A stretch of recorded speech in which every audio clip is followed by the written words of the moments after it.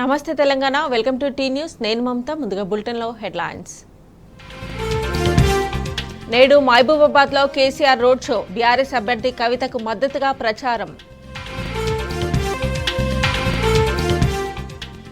కొత్తగూడెం గులాబీమయం, గులాబీ దళపతి రోడ్ షోకు పోటెత్తిన జనం. ప్రధాని మోదీ ఆర్ఆర్ ట్యాక్స్ వ్యాఖ్యలపై కేటీఆర్ ట్వీట్. రేవంత్పై చర్యలెందుకు తీసుకోరని ప్రశ్న. ప్రచారంలో దూసుకుపోతున్న బీఆర్ఎస్ అభ్యర్థులు. ఊరువాడల్లో అపూర్వ ఆదరణ. సమస్త సంపదలు కార్మికుల శ్రమ ఫలితమే. మేడే సందర్భంగా బీఆర్ఎస్ అధినేత శుభాకాంక్షలు. జై తెలంగాణ, జై తెలంగాణ, జై తెలంగాణ.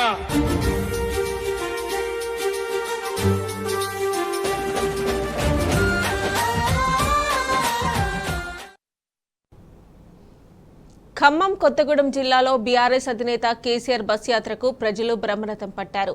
జై తెలంగాణ, జై కేసీఆర్ నినాదాలతో హోరెత్తించారు. బస్ యాత్రకు భారీగా ప్రజలు, బీఆర్ఎస్ శ్రేణులు కదలరాగా ఖమ్మం, కొత్తగూడెం గులాబీమయంగా మారింది.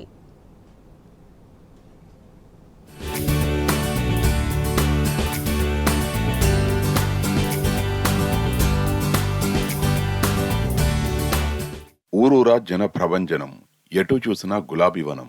కేరింతలు కొట్టిన అభిమానం. బీఆర్ఎస్ అధినేత కేసీఆర్ బస్సు యాత్రకు ఉమ్మడి ఖమ్మం జిల్లాలోనూ జనహోరు పోటెత్తింది. సోమ, మంగళవారాల్లో చేపట్టిన బస్సు యాత్ర, రోడ్ షో కార్యక్రమాలు విజయవంతమయ్యాయి. సోమవారం సాయంత్రం ఖమ్మం జిల్లా సరిహద్దు తిరుమలాయపాలెం మండలం మాదిరిపురంలో అడుగుపెట్టింది మొదలు మంగళవారం రాత్రి కొత్తగూడెంలో రోడ్ షో ముగిసే వరకు ప్రజల ఉద్యమ నేతకు నీరాజనం పలికారు. సోమవారం నాటి ఖమ్మం రోడ్ షోకు అశేష జనవాహిని తరలిరాగా మంగళవారం కొత్తగూడెం రోడ్ షో కూడా అదే రీతిని తలపించింది. అభిమాన నేతను చూసేందుకు వేలాదిగా జనం రోడ్లపైకి చేరారు. బస్సులోంచే కేసీఆర్ అభివాదం చేయగా ప్రతిస్పందనగా ఆయనకు అభివాదం చేస్తూ, నినదిస్తూ, జేజేలు పలుకుతూ అభిమానం చాటుకున్నారు.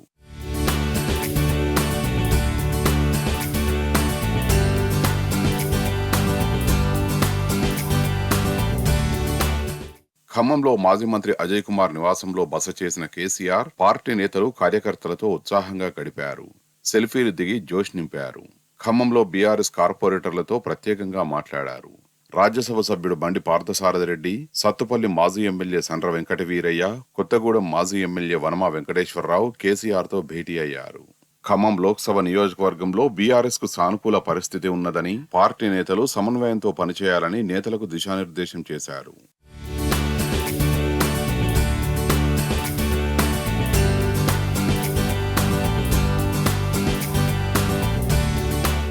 భద్రాద్రి రోడ్ షోకు బస్సు యాత్ర ద్వారా బయలుదేరిన కేసీఆర్ కు ఖమ్మం శ్రీశ్రీ సర్కిల్ నుంచి కొత్తగూడెం వరకు అపూర్వ స్వాగతం లభించింది. కేసీఆర్ బస్సుపై శ్రేణులు దారి పొడవునా పూలవర్షం కురిపించారు. కొత్తగూడెంలో రోడ్ షో ముగిసిన అనంతరం అక్కడ సింగరేణి గెస్ట్ హౌస్ లో కేసీఆర్ బస చేశారు. కొత్తగూడెం చేరుకున్న ఉద్యమ నేత కేసీఆర్ ను మాజీ ఎమ్మెల్యే వనమా వెంకటేశ్వరరావు నేతృత్వంలో భారీ ర్యాలీ తీశారు. కొత్తగూడెంలో కేసీఆర్ ప్రసంగాలకు ప్రజల నుంచి విశేష స్పందన లభించింది. ఖమ్మం, మహబూబాబాద్ లోక్సభ నియోజకవర్గాల్లో విజయం సాధించడంపై కర్తవ్య బోధ చేశారు.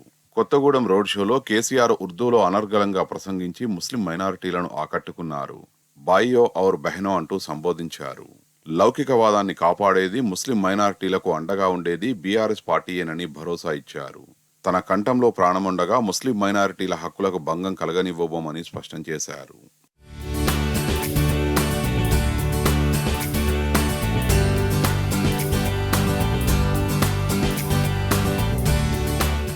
ఖమ్మం జిల్లా కేంద్రం నుంచి కొత్తగూడెం దాకా బీఆర్ఎస్ అధినేత కేసీఆర్ నిర్వహించిన బస్సు యాత్రకు అడుగడుగునా జనం పోటెత్తారు.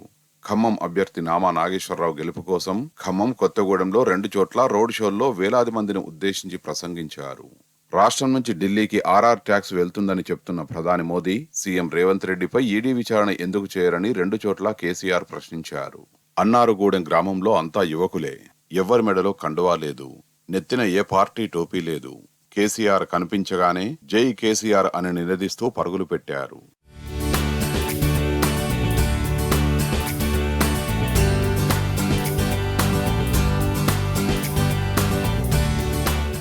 కొత్తగూడెం రోడ్ షోలో ఆదివాసీ గిరిజనులు కోలాహలం సృష్టించారు. పినపాకలోని దొంగతోపు అనే గ్రామానికి మిషన్ భగీరథ ద్వారా తాగునీటిని అందించామని కేసీఆర్ పేర్కొన్నప్పుడు యువకులు కళాకారులు తమ హర్షధ్వానాలు వ్యక్తం చేశారు. కొత్తగూడెంలో కేసీఆర్ రోడ్ షోలో వివిధ కళారూపాలను ప్రదర్శించిన కళాకారులు ఈలలు వేస్తూ కొమ్ముబూరను ఊది కృతజ్ఞతను చాటుకున్నారు. బీఆర్ఎస్ ఆధ్వర్యంలో 2006 ఫిబ్రవరి 12న పోలవరం గర్జన పేరుతో నిర్వహించిన సభకు హాజరైన కోయ గిరిజన యువకుల్లో ఒకరు నాటి సంగతిని గుర్తు చేసుకున్నారు. జేఎంఎం నేత షిబు సోరెన్ను అప్పుడే కేసీఆర్ భద్రాచలం తీసుకొచ్చారని, అప్పటి నుంచి ఇప్పటిదాకా తాము కేసీఆర్ తోనే ఉన్నామని పేర్కొన్నారు.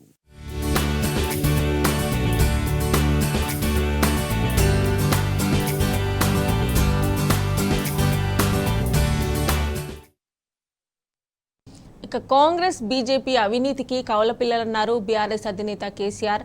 రేవంత్ సర్కార్ దోపిడీకి ప్రధానమంత్రి నరేంద్ర మోదీ వత్తాసే ఇందుకు సాక్ష్యమన్నారు. ఇవాళ రాష్ట్రంలో ప్రచారం నిర్వహించిన మోదీ కాంగ్రెస్ సర్కార్ అవినీతికి అంతు పొంతు లేకుండా పోతుందని ఆరోపించారు. రేవంత్ సర్కార్ ఆర్ ట్యాక్స్ పేరుతో వసూళ్ల దందాకు పాల్పడుతుందని మండిపడ్డారు. ఇదే విషయాన్ని నిలదీశారు బీఆర్ఎస్ అధినేత కేసీఆర్. రాష్ట్రంలో వసూళ్ల దందాకు పాల్పడుతున్న రేవంత్ సర్కార్పై మోదీ ప్రభుత్వం చర్యలెందుకు తీసుకోలేదని ప్రశ్నించారు. దేశంలోనే అత్యంత దుర్మార్గంగా ఆర్ ట్యాక్స్ వసూళ్ల పేరుతో కమిషన్ల దందా జరుగుతుంటే ఈడీ, ఐటీ విభాగాలు ఎందుకు రాలేదని కేసీఆర్ నిలదీశారు. ఈ వసూళ్ల దందాపై ఆరోపణలు వెల్లువెత్తుతున్నా విచారణకు ఎందుకు ఆదేశించలేదని మోదీని కేసీఆర్ కడిగి పారేశారు. బీజేపీ, కాంగ్రెస్ తోడు దొంగలు కాబట్టే ఆర్ ట్యాక్స్ దందాపై విచారణ చేయట్లేదని కేసీఆర్ నిప్పులు చెరిగారు. నరేంద్ర మోడీ మన తెలంగాణకు వచ్చిండు. అందులో ఒక సభలో మాట్లాడిండు. ఏం మాట్లాడతాడు ఆయన? రేవంత్ రెడ్డి ఈ రాష్ట్ర ముఖ్యమంత్రి ఆర్ ట్యాక్స్ వసూలు చేస్తా ఉన్నాడు అని నరేంద్ర మోడీ మాట్లాడుతూ ఉన్నాడు. అది నిజమే అయితే మీరిద్దరు మిలాఖత్ కాకపోతే మరి వెంటనే ముఖ్యమంత్రి మీద ఎంక్వైరీకి ఆదేశం చేయి, వెంటనే ఈడీని దించు, ఐటీని దించు, ఎక్కడెక్కడ దొంగతనం జరుగుతుందో పట్టుకో. అది చేత కాదు నరేంద్ర మోడీకి. మీదికి నాటకాలు ఆడతారు కానీ ఖచ్చితంగా ఇవాళ వారిద్దరు ఒకటే. ఎవరికి ఓటేసినా అది గోదావరిలో వారేసినట్టు తప్ప మన రాష్ట్రానికి వచ్చే లాభం ఏమీ లేదు. తెలంగాణ వచ్చాక కొత్తగూడెం జిల్లాను ఏర్పాటు చేసుకున్నామని బీఆర్ఎస్ అధినేత కేసీఆర్ గుర్తు చేశారు. మారుమూల ప్రాంతాలకు పాలనను చేరవేశామన్నారు. కొత్తగూడెం జిల్లాను తీసేస్తానని రేవంత్ రెడ్డి చెబుతున్నాడని దుయ్యబట్టారు. కొత్తగూడెం జిల్లా ఉండాలా, తీసేయాలా అని ప్రజలను ప్రశ్నించారు. కొత్తగూడెం జిల్లా ఉండాలంటే ఎంపీ ఎన్నికల్లో బీఆర్ఎస్ ను గెలిపించి కాంగ్రెస్ కు సురుకు పెట్టాలని కోరారు. ఈ మేరకు కొత్తగూడెంలో నిర్వహించిన రోడ్ షోలో బీఆర్ఎస్ అధినేత కేసీఆర్ పాల్గొన్నారు. కొత్తగూడెం జిల్లాను ఏర్పాటు చేసుకున్నాం. ఈ జిల్లా మారుమూల ప్రాంతాలకు పరిపాలన చేరువ కావాలని, గిరిజన బిడ్డలందరికీ న్యాయం జరగాలని, పరిపాలన అందాలని మనం కొత్తగూడెం జిల్లా ఏర్పాటు చేసుకున్నాం.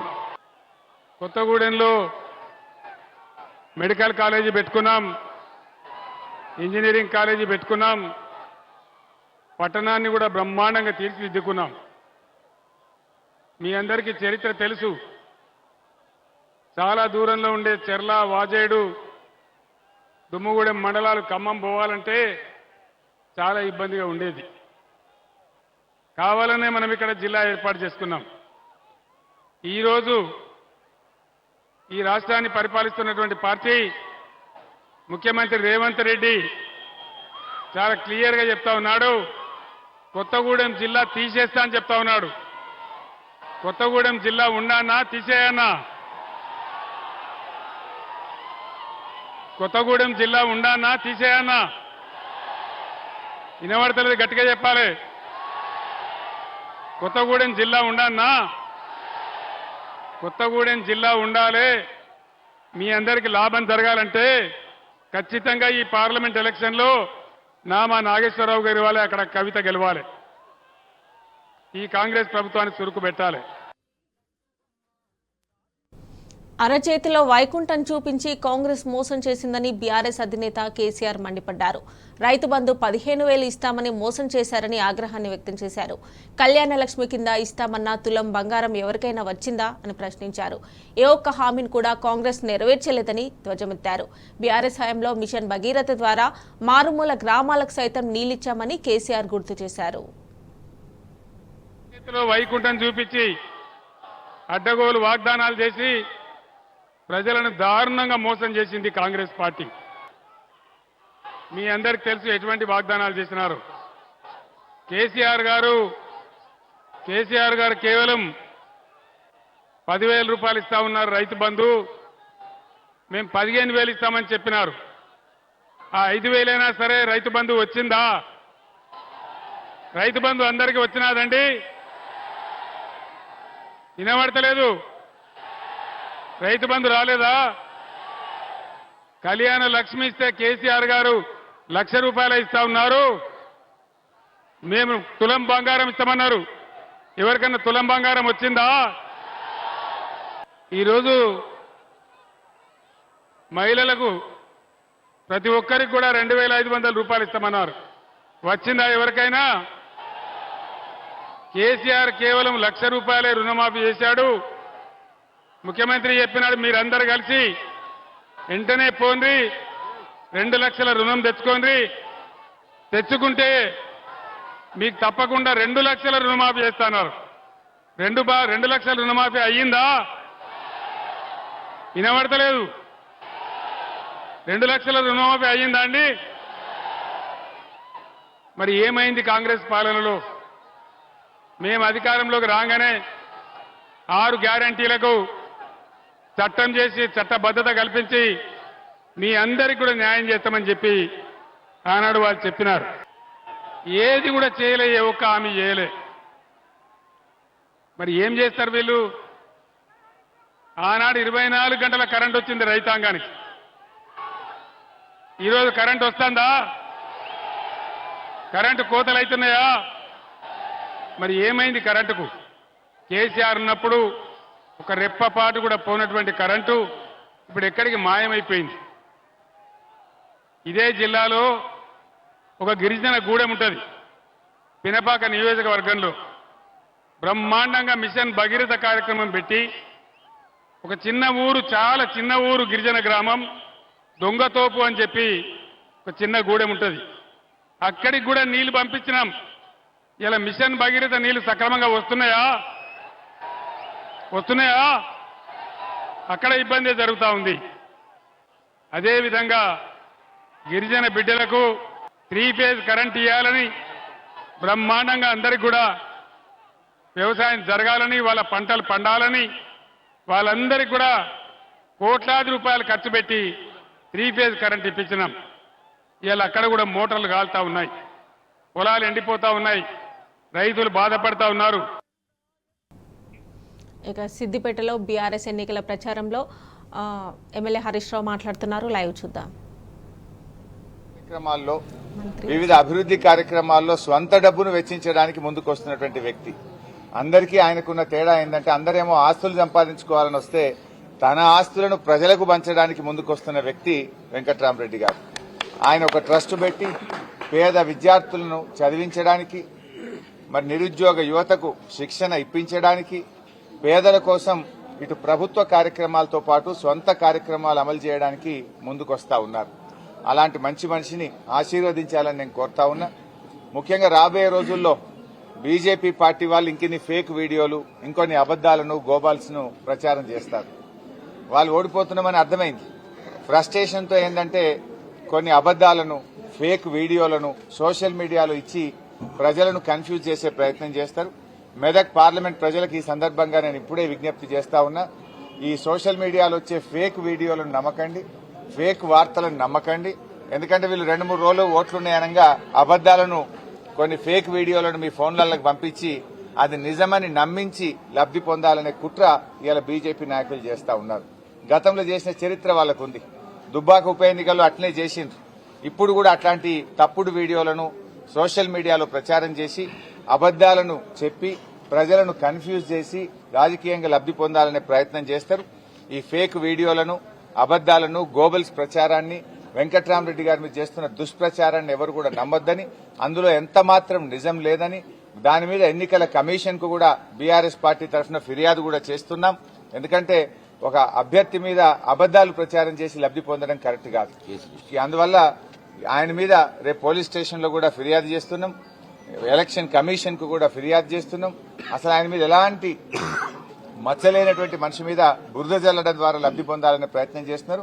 దాన్ని ఎవరు ప్రజలు విశ్వసించొద్దని కూడా విజ్ఞప్తి చేస్తున్నాం. కాంగ్రెస్ బీజేపీపై మరోసారి నిప్పులు చెరిగారు బీఆర్ఎస్ అధినేత కేసీఆర్.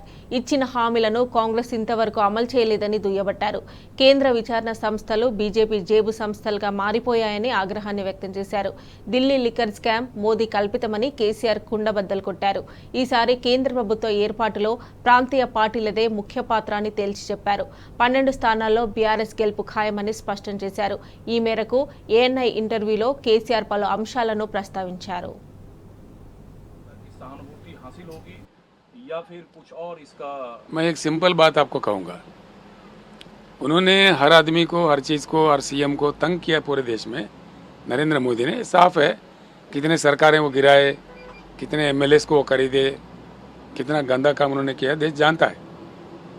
इसी में एक अरविंद केजरीवाल और के चंद्रशेखर राव, उनके हाथ नहीं लग रहे थे, बिल्कुल नहीं लग रहे थे। हम अपने तौर पर चला रहे थे और हम पावरफुल थे, तो इसलिए पॉलिटिकल बेनिफिट के लिए एक उन्होंने साजिश रचा। लेफ्टिनेंट गवर्नर दिल्ली के थ्रू उन्होंने एक नाटक रचा के दिल्ली गवर्नमेंट के एक्साइज पॉलिसी को एक स्कैम में उन्होंने प्रोपेगेंडा किया और एक फार्स केस को बना दिया। उसमें कोई केस है ही नहीं, आज तक 1 रुपया कहीं बरामद ही नहीं हुआ, कोई चीज़ नहीं हुआ, देयर इज नथिंग। इसी को लेके उन्होंने क्या किया, उधर अरविंद केजरीवाल को और हमारे बेटी को कविता को अननेसेसरली उसमें जुड़ के, वो बिल्कुल निर्दोष है, वो कुछ जानता भी नहीं है, उससे कोई संबंध भी है, ताल्लुक भी कुछ भी नहीं। नंबर 1 तो मैं ये कहना चाहूँगा, डटकर कहना चाहूँगा, Delhi liquor scam is not a scam at all, it's a scam created by mister Narendra Modi, it's a political scam of Narendra Modi. I openly say it to the whole country, it's not a scam at all. वो एक है। दूसरा, जिन लोगों को जोड़ रहे, जिन लोगों को जिस तरीके से छोड़ रहे, उसमें से एक को अप्रूवर बना दिया, वो अप्रूवर जाके बाहर जाके उसको बेल मिल गया, बाद में उन्होंने 50 करोड़ मोदी के पार्टी को चंदा दे दिया बॉन्ड्स में। ये सब क्या नाटक है, सब दुनिया जानता है। मैं इतना ही अनुरोध करूंगा, हमारे देश के न्याय विभाग पर, जस्टिस डिपार्टमेंट पर हमको पूरा विश्वास है। न्याय विभाग इतना गौर करे, चाहे दिल्ली हाई कोर्ट हो, सुप्रीम कोर्ट हो, जो भी कोर्ट हो, मेरा उन लोगों से इतना ही अनुरोध है कि लोगों को एक चीफ मिनिस्टर को बेल नहीं देना कहाँ तक सही है, ये सारे देश सोच रहा है। मेरा बेटी भी एक एमएलसी है, आज वो स्टार कैंपेनर है हमारे पार्टी का। क्या एमएलसी भाग जाएगा? उनको क्यों बेल नहीं मिल रहा है? महीनों पर, हफ्तों पर कैसा रख सकते हैं? अगर वो कल निर्दोष साबित हो गए तो ये पूरा सज़ा कौन उसको वापस करेगा? कौन इसका डैमेज को कंट्रोल करेगा? तो इसलिए आप समझ सकते हैं, बस हम न्याय विभाग से सिर्फ अनुरोध कर सकते हैं कि वो गौर करे और चीफ मिनिस्टरों को, जैसा कि हेमंत कुमार हो झारखंड के, हेमंत सोरेन हो, जैसे कि हमारे अरविंद केजरीवाल हो, जैसे हमारे बेटी कविता एमएलसी हो, कब तक इनको जेल में रखेंगे? ये क्या तरीका है? कोई मजाक है? ये कॉन्स्टिट्यूशन का मजाक उड़ाया जा रहा है इस देश में। इसको सोचना चाहिए न्याय विभाग को। पहले जब दरखास्त मिला न्याय विभाग के सामने, इन लोगों को रिहा कर देना चाहिए। इलेक्ट्रल बॉन्ड को आप स्कैम मानते हैं? आपने जिक्र किया अभी इलेक्ट्रल बॉन्ड का। नहीं, मेरे पास भी इलेक्ट्रल बॉन्ड कई लोगों ने दिया, मेरे पार्टी में भी मिला, और हमेशा मैं बताते गया लोगों को। ये हमारा फर्ज बनता है कि हम बताते गए भाई इतने बॉन्ड हमको भी आया करके। इसको हम फ्रॉड टोटली नहीं बोल सकते, लेकिन जिस तरीके से मोदी का पार्टी ने लिया है बॉन्ड्स, उससे साफ जाहिर है कि इसको उन्होंने नाजायज फायदा उठाया। तेलंगाना में जब बीजेपी कांग्रेस का सेंट्रल लीडरशिप आते हैं तो बिना आपका चर्चा किए बात पूरी नहीं होती है। कांग्रेस कहती है आप बी टीम है बीजेपी का, बीजेपी कहती है आप बी टीम है कांग्रेस का। आप एक्चुअल में टीम क्या है? आप ए टीम है या दोनों के लिए बी टीम है? हम एक्चुअली तेलंगाना जनता का ए टीम है, हम ना किसी का टीम है। हमारे लिए वो बिल्कुल है ही नहीं है। मैं एक दूसरी बात और बताता हूँ, हमारे राज्य में एक भुवनगिरी म्यूनसिपाल्टी है, वहाँ हमारा बीआरएस का म्यूनसिपल चेयरमैन था, उनको हराने के लिए दोनों पार्टी एक हो गई, और कहीं 5 और म्यूनसिपाल्टी में भी भाजपा और कांग्रेस एक हो गया। हमारे आदमी को, बीआरएस आदमी को उतार दिया, और दोनों बाटलियाँ, एक वाइस चेयरमैन है, एक दूसरा चेयरमैन है, एक वाइस चेयरमैन है, एक चेयरमैन है। ये उनका मजाक है। अब देखिए कौन किसका बी टीम है।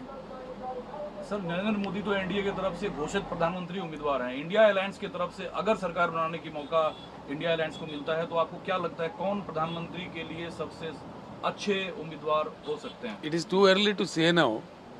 चुनाव परिणाम देखते हैं।